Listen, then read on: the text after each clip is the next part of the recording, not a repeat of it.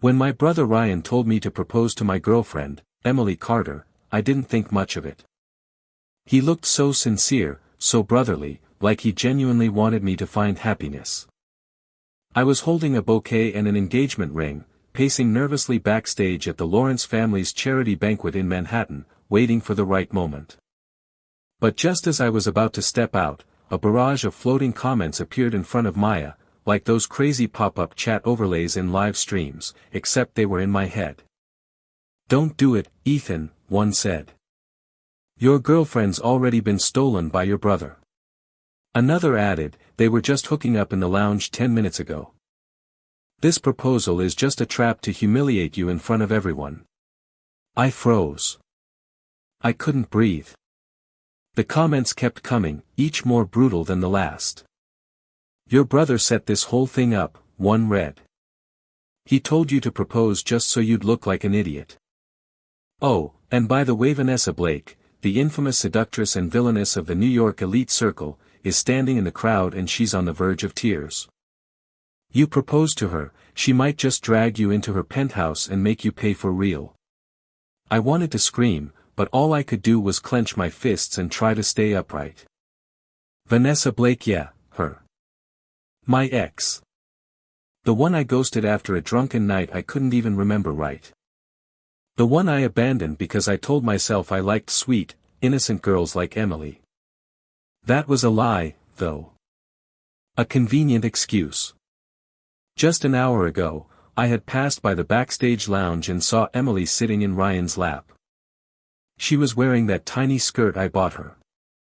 Ryan had his arm wrapped around her waist, pulling her bra strap through the fabric of her top like it was his by right. He tilted her chin up and whispered, "I pushed Ethan to propose tonight. You're not going to make it too easy for him, right?" She giggled. "Of course not," she said. "If I hadn't broken my leg 3 years ago, I would have never dated him." He bent over backward for me and kissed up to my mom. "He's a loyal dog, but not exactly romantic. If he really proposes tonight, I'll dump him right then and there."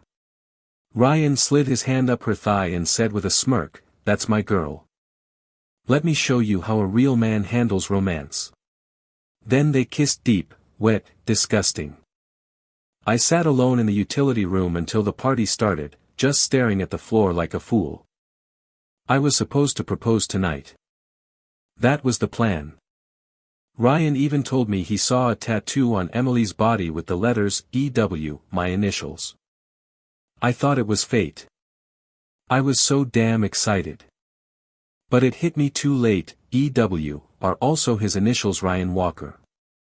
RW. Ethan Walker. Same letters. Same blood. Same twisted history. Every single time I shined, Ryan would somehow steal the spotlight. When I won the state math championship, he cried to our mom about needing money for a video game and she forgot I even existed. When I got praised for playing cello, he begged to join classes too, only to flunk after years of training.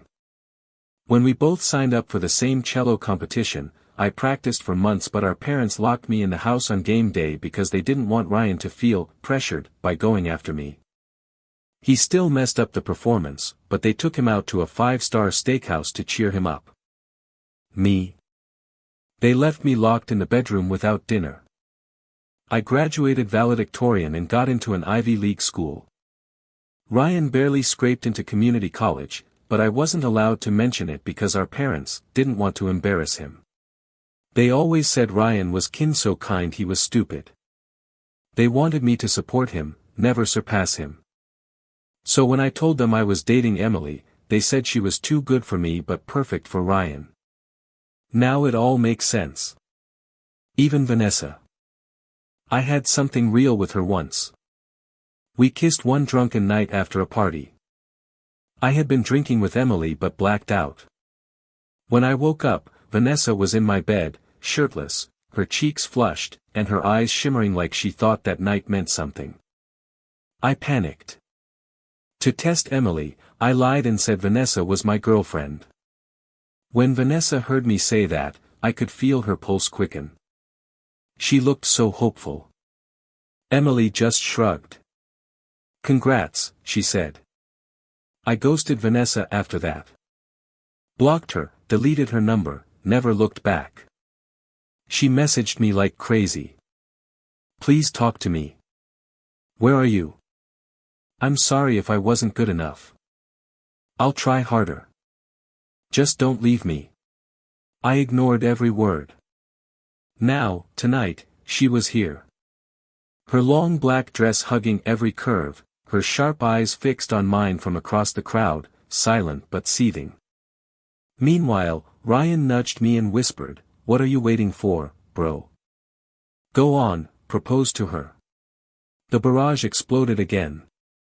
"Dude, Vanessa's watching you. If you propose to Emily, you're toast. That woman still wants revenge. And she looks like she's about to drag you to her dungeon and turn you into jerky." I looked at Vanessa. Then at Emily. Then at Ryan. My jaw clenched. I nodded and said, "I really did come here to propose to someone." Ryan smirked. Emily tossed her hair back like she knew she was about to win. But just when the lights dimmed and the music dropped, I took a deep breath, turned around, and shouted, "Vanessa Blake, can I propose to you instead?" Dead silence. The entire ballroom froze. Ryan's grin evaporated. Emily's face twisted into confusion and rage. The barrage blew up again. "Wait, what? Someone slap me. Did he just propose to the villain? He's dead. She's gonna strip him of his soul tonight." I stood there, holding out the bouquet. Vanessa blinked. She didn't move. I closed my eyes, ready to be laughed at, maybe slapped again, maybe dragged out in cuffs. But then I felt her hand slide into mine. She looked at me with those burning eyes and said softly, "Then let's go home." Vanessa's fingers slid into mine like they were always meant to be there, and before I could even catch my breath, she pulled me through the stunned crowd and out of the ballroom.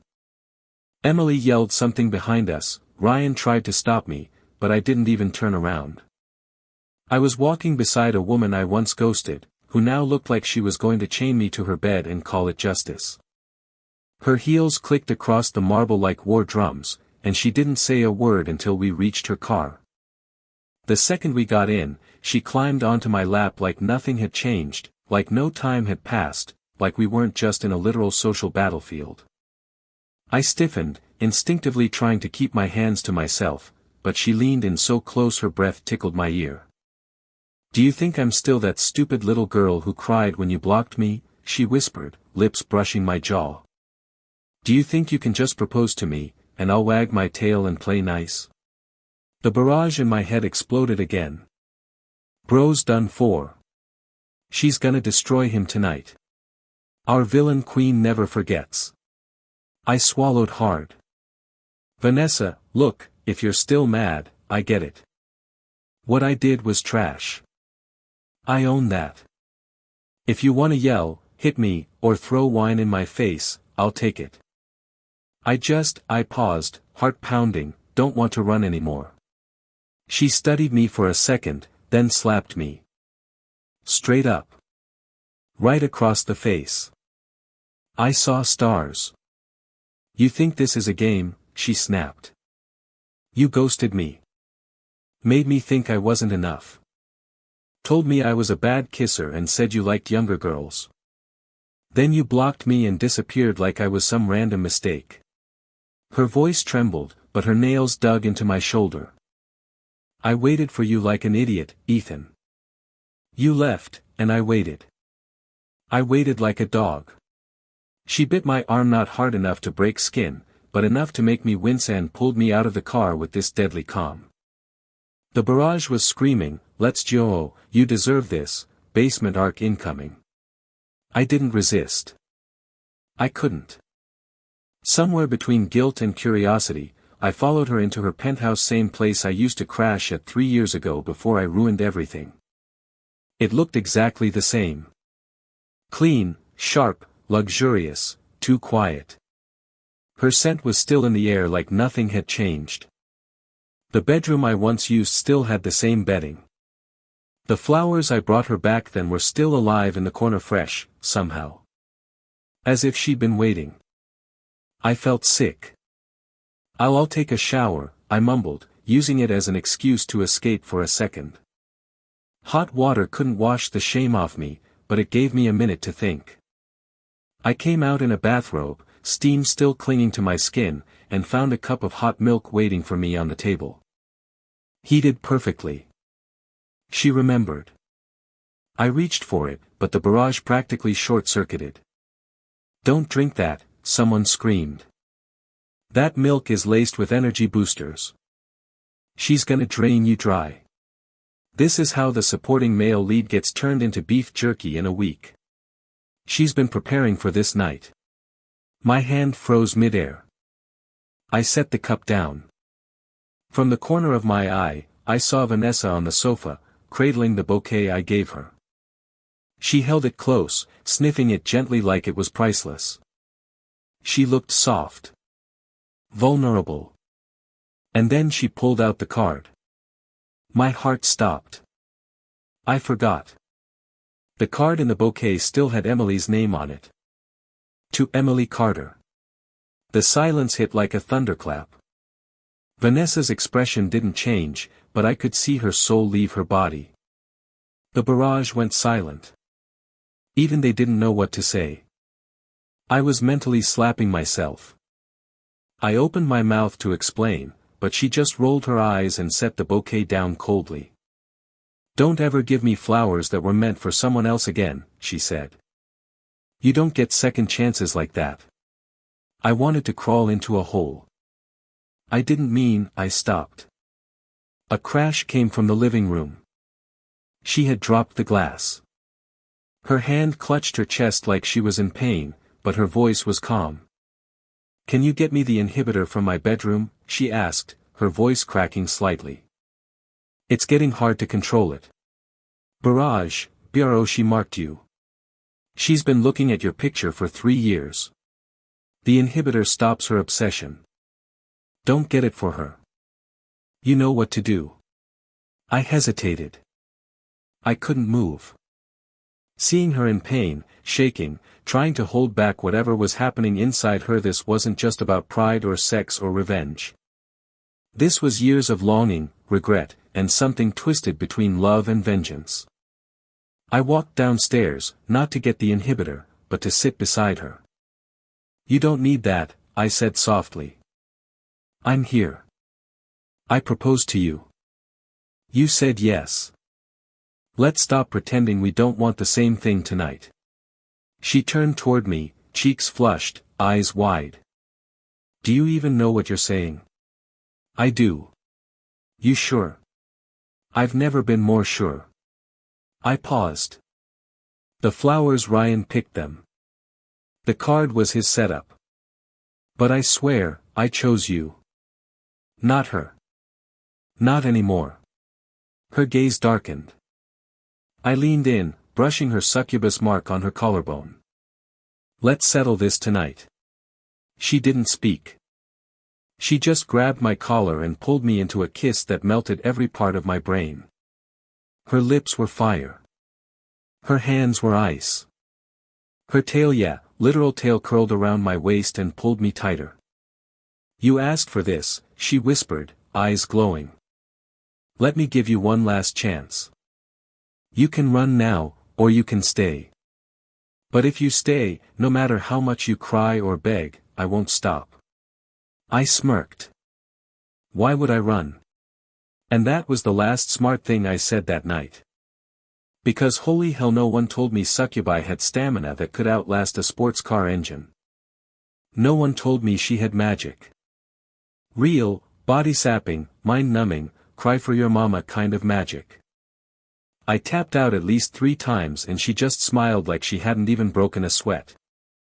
I don't even remember what time it was when I finally begged, "Can't you use an inhibitor? Just for 5 minutes?" She leaned down with that angelic face and said, "Too late." I passed out right after. When I woke up, she was curled up on my chest like a sleepy kitten, except my body felt like I'd been hit by a truck.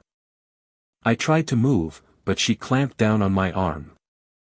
"Where do you think you're going?" she whispered with that same dangerous smile. "You planning to run again?" "No, no," I said instantly, heart pounding. "I was just, because if you still think younger girls are better," she added, "that's fine. I'll just train with you every night until you change your mind." Barrage, she remembered. Oh my God, she's still mad about the bad kisser line. Bro, you're never getting out. I closed my eyes and muttered the only words that came to mind, "Please have mercy." The next morning hit like a truck, and I wasn't ready. My body ached in places I didn't know had nerves. I tried to lift my arm but found it pinned down by Vanessa, who was sleeping on it like it was her personal pillow. Her breath was warm, her legs tangled in mine, and her tail still there loosely wrapped around my thigh like a reminder that running wasn't an option anymore. I moved slowly, trying not to wake her, but the moment I shifted, her eyes fluttered open and she tightened her grip on my wrist with a look that said, "Don't you dare." I froze. "Are you trying to escape again, Ethan?" she asked, her voice way too calm for someone who just used me as an emotional punching bag and a physical chew toy all night. "No, no," I replied instantly, holding my hands up. "Just stretching. Totally committed. I swear." She scoffed, rolled over, and said, "If you ever bring up that younger girls are better crap again, I'll make you regret it harder than last night." The barrage wasn't helping. "Bro," she still hung up on it. "You really shouldn't have called her a bad kisser. Rip Ethan 2.0 gone too soon." I was about to make another desperate attempt to explain when my phone started ringing. I looked at the screen and instantly wanted to yeet the phone out the window. It was Emily. Of all people. Vanessa raised an eyebrow. "Go on," she said, her tone chilly. "Answer it. Let's see what your little ex has to say." I hesitated, but then realized this might actually be a good chance. I answered the call and put it on speaker, bracing myself. "Hello?" I said, voice hoarse. "Ethan?" Emily sounded surprised. "Why is your voice so weak?" "Because I was exercising," I said flatly. Vanessa smirked beside me, clearly enjoying this. "Anyway, what do you want?" Emily clicked her tongue. "I know you were just playing hard to get last night. I don't appreciate it, but I'm willing to move past it. I'm ready to marry you. But only if you apologize to Ryan. Publicly. You embarrassed him at the banquet, and now people are trashing him online. He's not like you, Ethan. He has responsibilities. He's going to inherit the Walker family business. If you keep slandering him, you'll ruin everything." I blinked. "Wait. What?" "The Lawrence family is hosting a dinner party tonight," she continued like I didn't say anything. "You're going to show up and admit that you were just jealous of Ryan. That you made everything up. You do that, and I'll say yes. Simple." I nearly laughed out loud. Was she serious? After everything? "Are you sick?" I said. Every single word I said last night was true. Why should I lie to save face for the guy who stole my girlfriend and tried to humiliate me in public? Emily huffed. "Do you have no guilt at all? Ryan and I are being harassed on social media because of you. Fix it. Or don't blame me for what comes next." The barrage erupted. Is she delusional? Gaslight, gatekeep, girl boss. You need to destroy her, bro. I was fuming, but I didn't yell. No, that would be too easy. They wanted drama. I'd give them a damn show. Alright, I said coolly. I'll go to the dinner party tonight. Vanessa's eyes darkened the second I said it. She didn't speak, but her tail suddenly tightened where it shouldn't, and I nearly dropped the phone. I'll do exactly what you asked, I added, forcing the words through gritted teeth. I hung up. Vanessa pounced. Not literally, but close. Why? She snapped. You regret being with me already? You're crawling back to her. No. I grabbed her wrist and pulled her close.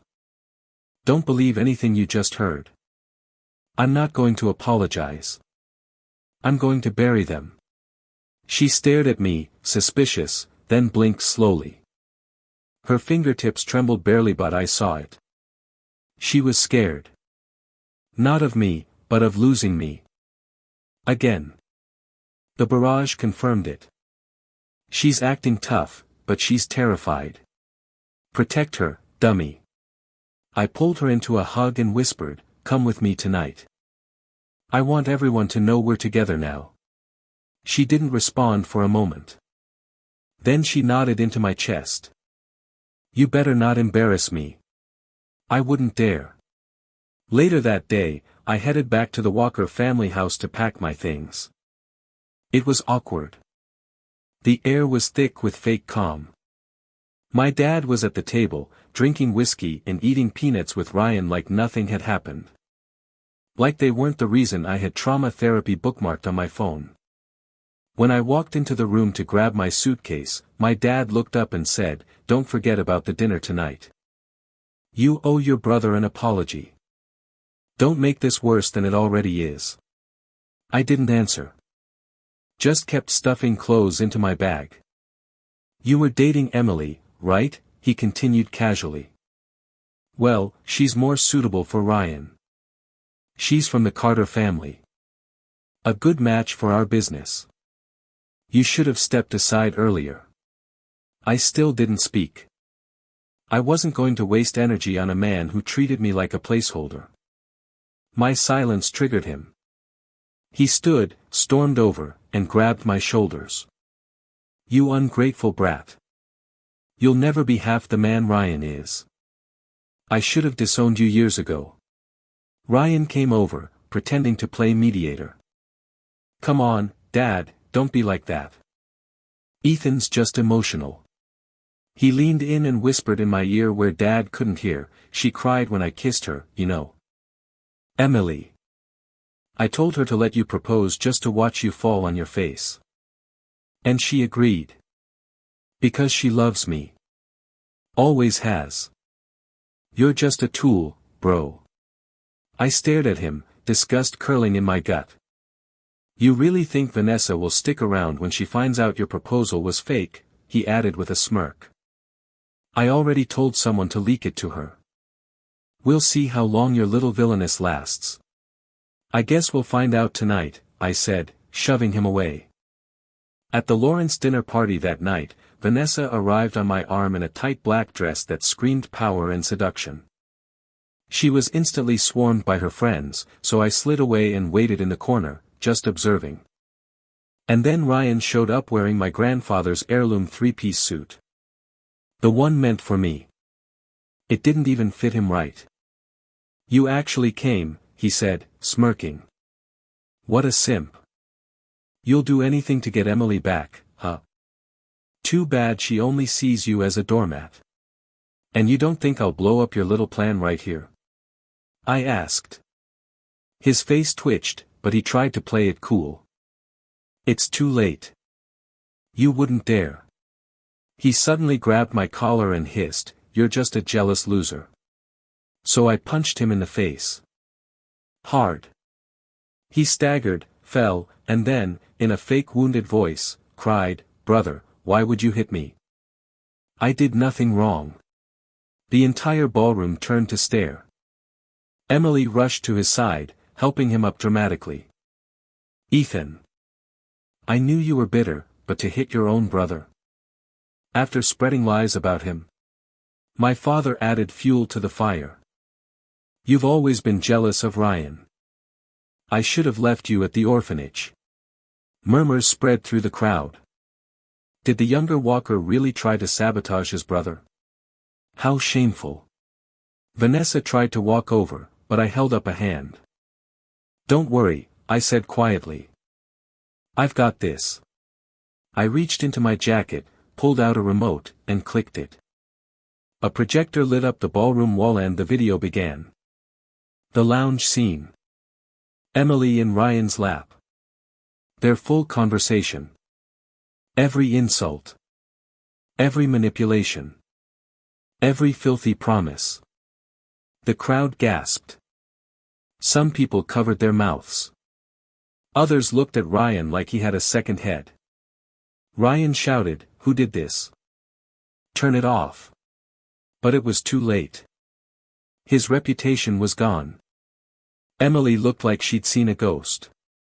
Vanessa stepped up beside me and whispered, "You're evil." "I like it." I turned to her, smiling. "Too mean." She shook her head. "Nope. But compared to me, you're still soft." The moment the video ended, the entire banquet hall fell into dead silence, like someone had yanked the plug out of the speakers and pressed pause on the universe. Ryan stood there pale as a ghost, fists clenched at his sides, trying to play it off like he wasn't just exposed in 4K with full audio, but no one was buying it. Emily looked like she'd swallowed glass. Her lips parted, but nothing came out. No excuses, no gaslighting, not even the usual fake tears. Just pure panic as she realized the carefully crafted good girl image she clung to had just crumbled like dust in front of New York's entire elite. A few guests began to murmur. One whispered, "That's the heir to the Walker family." Another scoffed, "I met Ethan's grandfather once who would have disowned Ryan for this kind of crap." More voices piled on. So Ryan really stole his own brother's girlfriend and tried to set him up for public humiliation. That's not just shady, it's sociopathic. What a snake. And just like that, the tide flipped. All the dirty looks that had been aimed at me were now targeting Ryan and Emily. It felt good. Nah, scratch that, it felt incredible. Like justice wrapped in confetti. I let out a breath I hadn't realized I'd been holding as I turned to Vanessa, who stood beside me cool and composed like she hadn't just watched her boyfriend annihilate two people's reputations in under a minute. She tilted her head and said, "You sure you've never done this before?" I chuckled. "Guess I've just been holding it in for a really long time." "Well," she smirked, "remind me never to get on your bad side." Emily finally snapped. She rushed toward me, heels clicking furiously, tears streaking down her face, mascara smeared like a melting Barbie doll. You set us up. How could you record us like that? Do you have any shame?" I stared at her, completely unimpressed. "Funny. You didn't seem too worried about shame when you were sitting in my brother's lap trashing me to my face behind my back." She ignored me and turned to Vanessa. "Miss Blake, you don't know what kind of man he really is. He used to chase after me like a dog. He's manipulative. Everything he's doing now is just to make you jealous." Vanessa blinked once, then said flatly, "I haven't even scolded him yet." "What makes you think you can?" Emily flinched. The barrage cheered wildly. Queen behavior. Someone passed the popcorn. Emily just got ratioed IRL. Vanessa didn't wait for a response. She looped her arm around mine and dragged me toward the exit, whispering under her breath, "Let's get out of here before I blacken completely and slap her into next week." I couldn't help but laugh. But as we passed the main doors, Emily shrieked one last time, "You'll regret this, Ethan. I was willing to marry you." I stopped, turned around slowly, and said loud enough for the room to hear, "Miss Carter, do you think it's some kind of honor to marry you? You think I should be grateful for your leftovers after you've rolled around with my brother?" She gasped. I smiled and added, "Actually, thank you. Because if it weren't for your betrayal, I never would have realized who truly mattered." I pulled Vanessa closer and looked around at the stunned crowd. "Everyone, let me introduce my fiancé. We've got a date tonight, so we'll be heading out first." The barrage exploded. He said the word. Finally. She got the title she deserves. The villainous one. Vanessa's body tensed for a split second, then she exhaled and smiled like she'd been waiting her whole life to hear that. When we stepped out into the night, she immediately hooked her arms around my neck and kissed me hard. When she pulled back, her cheeks were pink and her voice barely above a whisper. "Ethan Walker, you finally belong to me." The next few days were chouse in the best way. Emily got booted out of the Carter family for offending the Blakes, which honestly wasn't even my doing. Word got around fast in high society. Once Vanessa made it known she was mine, anyone who had a brain knew messing with me meant crossing her. And trust me, no one in Manhattan wanted to make an enemy out of Vanessa Blake. What I didn't expect was Emily showing up again. She found me near my new apartment building, her eyes red but hopeful like nothing had happened.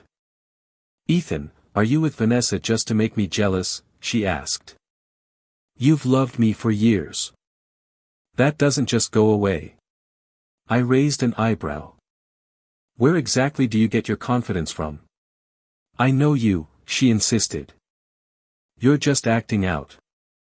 This isn't the real you." I looked at her for a long moment, then said, "You're right about one thing. I did love you. I chased you without pride. I bent over backward for you. And while I did all that, you were laughing behind my back, calling me your bootlicker. You really thought I'd keep begging?" She opened her mouth to say something else, but I cut her off. "Let me guess, now that you've been kicked out of the Carter family, you want me to talk to the Blakes for you? Smooth things over? Buy you more time?" Her face turned pale instantly. "Gotcha. Sorry," I said, stepping back. "Not only will I not help you, I might just pour some gasoline on the fire. You should start selling those designer bags while you can." Her lower lip trembled. You're cruel, Ethan." "Yeah." I shrugged. "Maybe. Or maybe I just learned from the best."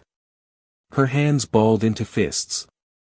She started crying, loudly and dramatically, as if that would change anything. A few people glanced at us. I didn't care. Eventually, she was dragged off by a private security guard I hired to keep her away from my building. After Emily and Ryan's fall from grace, the Walker family started crumbling. Our dad's reputation took a hit too after people realized how much favoritism he showed Ryan while shoving me into the shadows. Investors pulled out. Partnerships dried up. The name Walker wasn't gold, Anna Marie, it was rust. Ryan and Emily stayed together for a while, mostly because they had no one else. But the cracks showed fast. She hated him for being broke. He resented her for being a liability. Then came the rumors that she was seeing a married real estate mogul behind his back. When Ryan found out, he lost it and stabbed her. Literally. He got arrested, she was hospitalized, and the headlines exploded. Walker heir in attempted murder scandal. But honestly, none of that had anything to do with me anymore. I was building something of my own. With Vanessa. We started a wellness brand together, something she'd been dreaming of since college, and it took off faster than either of us expected. Late nights working turned into late nights talking, and the love that started off as messy, twisted revenge somehow turned into something real. We balanced each other out. She had ambition and bite, I had patience and planning. When we tested our second product line, we stayed up all night refining the formula. She even joked, "I've waited years to squeeze the soul out of you, now I'm just doing it for business." The barrage was thriving. CEO couple goals. From betrayal to billionaires. Villainous ex supporting male lead supremacy. I finally understood something I never had before. You don't waste time chasing someone who only saw you as an option. You invest in the person who chose you from the start, even when you didn't deserve it. Vanessa Blake may have once been labeled the villainess, but to me, she was the only one who ever saw me for who I really was. And now, she was the only one I'd ever call mine. I didn't expect Emily to crawl back again after everything, but one thing I've learned about people like her is they never really know how to leave, especially when they're desperate. She showed up outside our new office downtown, standing by the tinted glass doors in heels that had clearly seen better days and an outfit that screamed she was trying to look expensive on a budget. I watched from the second floor as she rehearsed her expression in the reflection of the glass, switching between remorse, surprise, and her old fake innocence. I already knew what she was going to say before she opened her mouth. "Ethan," she called as I walked through the lobby, like we were still on speaking terms. "I just need a moment." I didn't stop walking. "Whatever you're selling, I'm not buying." She followed me inside anyway, ignoring the front desk's confused look. "I'm not here to cause trouble. Can we talk like old friends?" I turned to face her, finally giving her a second of my time. "Emily, we were never friends. I was your doormat. And you were the reason I had to learn to walk on glass." Her lips twitched. "I'm just asking for a little help. Things haven't been easy since the Carter family disowned me, and Rihanna's in jail, and I don't even know how I'm going to afford." "So you want me to call Vanessa," I interrupted, "and tell her to get the Blakes to magically fix your life?" Again. She hesitated. That was all the answer I needed. "Wow," I said, laughing bitterly. "You really haven't changed. You don't even pretend to be subtle anymore." "I just thought you'd still care," she whispered, eyes glistening. "You loved me for so long, and I paid for that mistake with interest," I snapped. "Emily, let me make this easy for you. I will never help you. Not now, not ever. In fact, I'm going to make sure every door you knock on stays shut. You treated me like an errand boy, and now you expect me to save you when you've burned every bridge. Go ask your sugar daddies for a lifeline." Her face went pale, but she didn't give up. "You're so heartless now. Vanessa changed you. You used to be so kind." "No," I said, walking toward the elevator. "Vanessa reminded me how to stop being a fool." And just like that, security escorted her out. The barrage in my head was applauding like it was opening night on Broadway. Pop off, king. Let her cry into her empty Chanel bag. This is what character development tastes like. Back at home, Vanessa was waiting in the kitchen, barefoot, in one of my old hoodies, stirring something in a pan like we hadn't just launched a six-figure product line the day before. She looked up, read my face instantly, and said, "Let me guess, Emily came crawling back." With all the charm of a raccoon in a dumpster, I muttered, dropping my keys. "Tried to guilt-trip me into calling your family." Vanessa snorted. "She clearly doesn't know me very well." I walked up behind her and wrapped my arms around her waist, resting my chin on her shoulder. "You know, there was a time I thought I'd never be enough for someone like you." She stirred the food without missing a beat. "There was a time you weren't." I pretended to be offended. "Brutal." She smiled and bumped her hip into mine. "But now. Now you're mine. And anyone who wants to take you away from me can choke." The barrage cheered again. She said what she said. Protect him at all costs. Girl boss energy unmatched. The rest of the week was a blur of investor meetings, late-night strategy sessions, and product testing marathons. Vanessa was a machine, sharp, creative, fearless. And when she wasn't being a boss, she was wrapping herself around me like a vine, possessive and wild, like she still had something to prove. But I wasn't complaining. Every time she kissed me, it felt like redemption. Like I had clawed my way out of the pit and she was my reward. And then came the industry gala. Big names. Big stakes.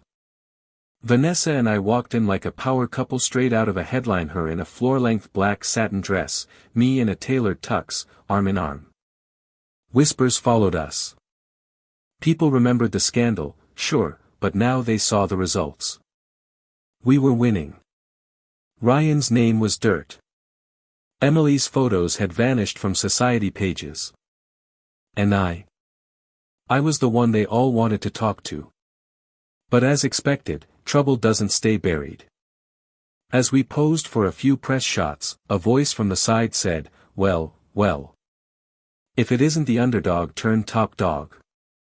I turned to see a familiar figure, Jason Lin, a petty rival from business school and one of the guys who used to mock me behind my back during networking events. He looked exactly the same, too much gel, too much smug. "Didn't expect you to climb this high, Walker," he said, fake smiling. "Heard you started a brand with your little girlfriend." Vanessa's eyes flashed, but I held her hand tightly. "Correction," I said, smiling back. "We're partners. And she's not little. But thanks for your concern. Must be exhausting carrying a reputation like that," he added, voice dropping. "The whole city remembers your family drama." I leaned in just slightly, enough that the cameras wouldn't hear, and said, "And the whole city will remember yours if you don't shut up. Trust me, I know where your skeletons are buried." His expression cracked for half a second before he turned and disappeared into the crowd. Vanessa looked at me with something between pride and mild arousal. "That was hot," she whispered. "So was yours," I said, slipping an arm around her waist. "But don't worry, I still plan to outdo you tonight." She grinned. "Promises, promises." After the event, we ended up in her penthouse again, champagne glasses abandoned, her dress somewhere on the stairs, me losing my tie somewhere I still haven't found. It was messy, passionate, and something I'd once dreamed of and never believed I'd deserve. But now it was real. As I lay there afterward, staring at the ceiling with her tucked into my side, I realized that every single betrayal, every single humiliation, had led to this. Not just the revenge. Not just the power. But the peace. The clarity. The sense of knowing exactly who I was and who I wanted beside me. The barrage softened. You made it, bro. From rejected to respected. Happy endings do exist. Vanessa looked up at me sleepily and said, "What are you thinking about?" I ran a hand through her hair. "That I'm lucky I kissed the wrong girl that night." She blinked, then rolled on top of me, pinning me down with that dangerous look. "Wrong girl?" I backpedaled. "I mean right girl. Best girl. Only girl." She said, smirking. "Just making sure you don't need a reminder." And judging by the next few hours, I absolutely got one. They say revenge is best served cold, but I've learned that satisfaction is a slow burn luxury, best savored in silk sheets beside the woman everyone warned me about. Months passed, and I didn't just survive, I thrived. Vanessa and I expanded the business faster than anyone predicted. We went from whispers in backrooms to front-page headlines in lifestyle magazines. The power couple of Manhattan, one called us. From scandal to success, read another. But to me, all that noise faded whenever I saw her curled up beside me in my hoodie, hair messy, eyes sleepy, murmuring threats to any intern who dared to mess up her branding mood board. That was real. That was us. And just when I thought the past was finally behind me, life like always served me one final test. I was at a board meeting in our downtown office when my assistant barged in, pale and stammering. "Sir, there's someone here to see you. She won't leave." I didn't need to ask who. Only one person could still show up like a ghost in daylight, Emily Carter. I sighed, stood up, and said, "Let her in." She walked in looking thinner, older, but still trying to wear that same mask of entitlement. It didn't work anymore. Not on me. Not when I'd seen what real love, real partnership, looked like. "Ethan," she began, soft and almost trembling. "Tuvi lost everything." "That's not my problem," I replied without even blinking. She swallowed. "I know. But I keep thinking. About how things could have been. If I hadn't hurt you. If I'd chosen you. Maybe I'd still have something now." "You did choose," I said coldly. "You chose to mock me. Use me. Lie to me. And then when the world turned on you, you came back expecting the same guy to be waiting. But he's dead. I buried him the night Vanessa took my hand and walked me out of that ballroom. She's a villain, Emily snapped, bitterness flaring. Everyone knows she's dangerous. Good, I said, stepping closer. Because if there's one thing I've learned, it's that sometimes the villain is the only one willing to protect you when everyone else wants you weak. She opened her mouth, but I held up a hand. Don't come here again. I won't call the Blakes for you. I won't fix your mistakes. This is the last time we speak.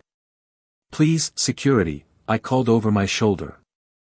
2 guards appeared like shadows, and this time, Emily didn't fight. She just let herself be led away, her heels dragging across the marble floor like she finally understood this was the end. Not the dramatic kind. Not with screaming or scandal. Just quiet closure. And damn, it felt good. That night, I walked into our penthouse and found Vanessa in the kitchen again, this time surrounded by product samples and spreadsheets. She looked up, arched a brow, and said, "Let me guess. The past came knocking." And I slammed the door, I replied, walking over and kissing her temple. "You're really done?" she asked, not accusing, just curious. "Completely," I said. "And for the record, if I ever see another bouquet with someone else's name on it, you have full permission to throw me off the balcony." She smirked. Noted.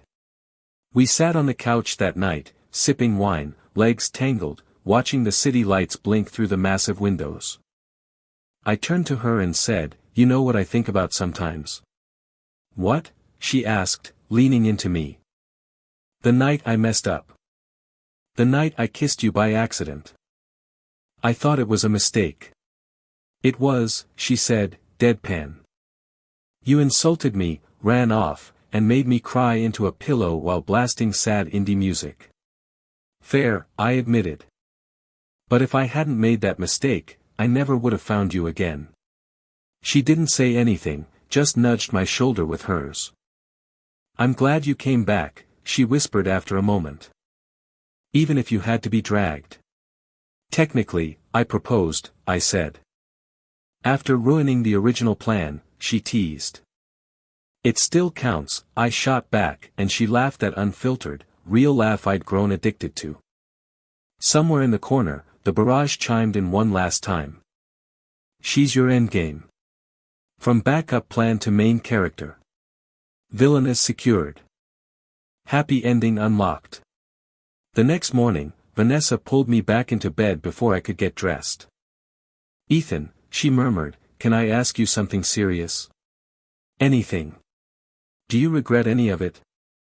I looked at her, at the eyes that once held rage but now carried peace, at the lips that once cursed me but now kissed me with soft familiarity. "Not even a second." She smiled, then paused. "Even the juicing part?" I winced dramatically. "Let's never call it that again."